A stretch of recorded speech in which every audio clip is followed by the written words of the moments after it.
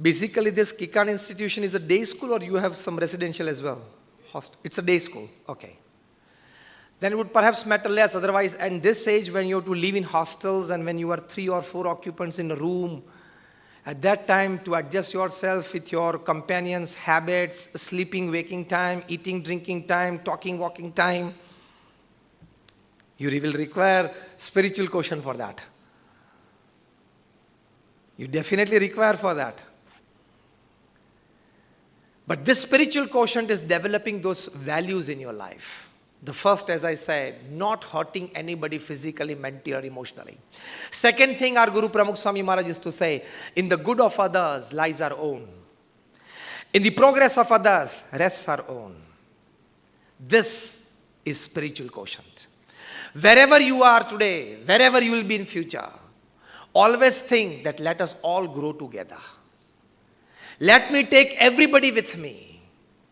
Let me be happy. People be happy. Let me grow, everybody grow.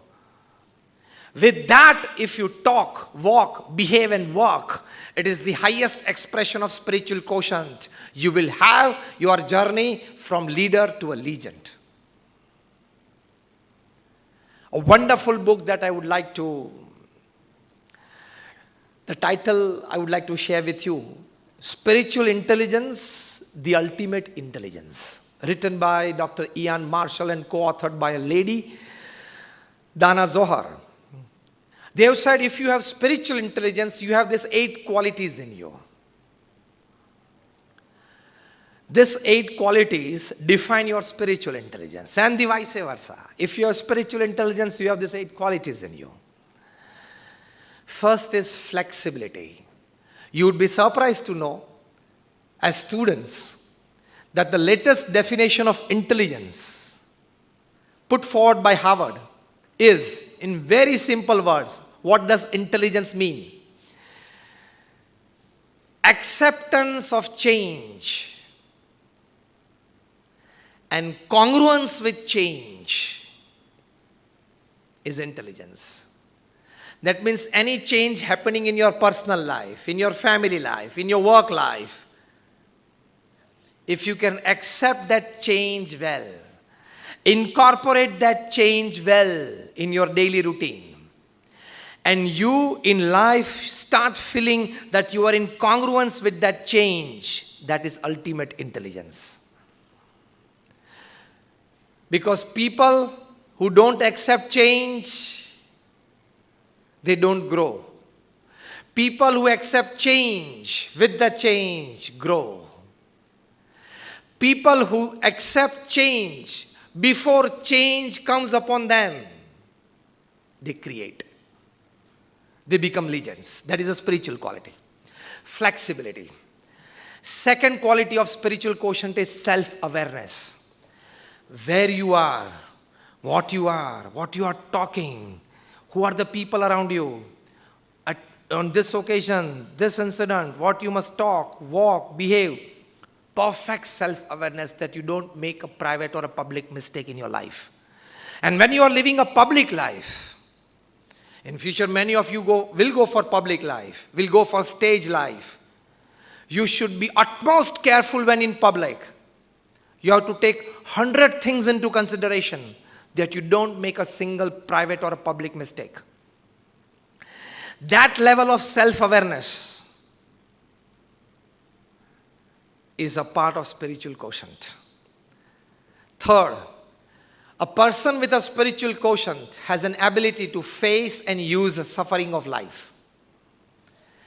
Any suffering in your life, physical, mental, emotional, whatever, you can use it for your growth.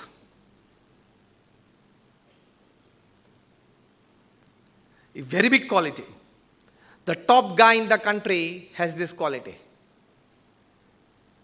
Anything that is thrown at him, he can convert it into a giant vote bank. The top guy in the country, he has this neck. Anything that is thrown at him, he can convert. He doesn't react, you see. He responds at his time. And he responds so effectively with the words that he uses. You cannot pick up even one word from it you cannot add one in it. Otherwise, not just the meaning, the expressions change. There is a big neck. So if somebody hurts you, don't react. Think how can you use that hurt for your growth. Not just your human growth, your professional growth as well. You can use it. That is a spiritual quotient. Fourth, an ability to be inspired by a vision. You see something and you get inspired. How can I use that for my growth and development? How can that be helpful to me? Don't just keep yourself busy and moving around with criticizing people or events or criticizing don't ever develop that nature. 99% plus writers upon this earth and thinkers upon this earth are critics. It is the easiest to criticize somebody. Less than 1% writers or thinkers upon this earth are creative in a way that they contribute something positively for the upliftment of mankind, upholding the spiritual values. Try to bracket yourself in that 1%, not in the 99%. Criticism is very easy. After my speech is over, you will find not 10, but 25, not 25, but 50 faults with me. In my speech, in my words, in my thoughts, in my expressions. You have a choice. But at the same time, perhaps, one good thing you could find, you could carry it back home, take away home in your heart. That would help you. Criticizing me will not help you.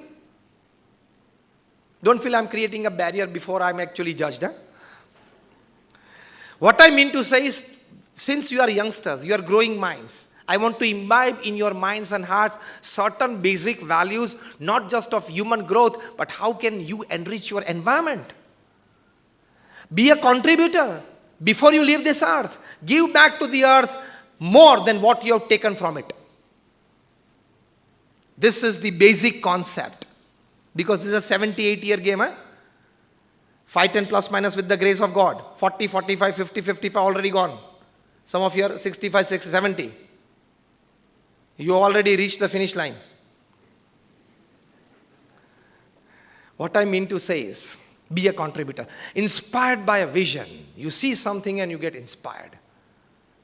You experience something and you get inspired. Gandhiji experienced something in South Africa. He was thrown out of the train.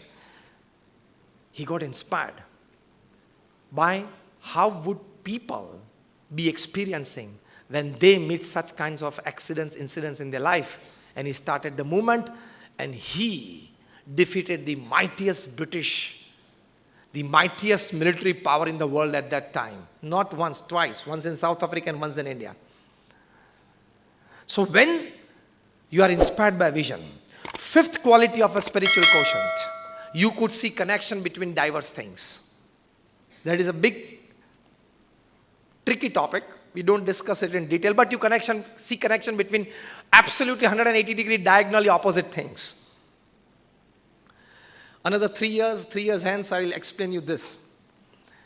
Sixth quality of a spiritual quotient is causing as little harm as possible. That I explained. Seventh and eighth are beautiful qualities of spiritual quotient. Seventh quality is to ask and probe fundamental questions before you submit. Ask and probe fundamental questions before you submit. Don't keep your ego. मुझे तो सब कुछ पता है. I know it. You don't know. Ask fundamental questions and get the information. Basic ego ये रहता है.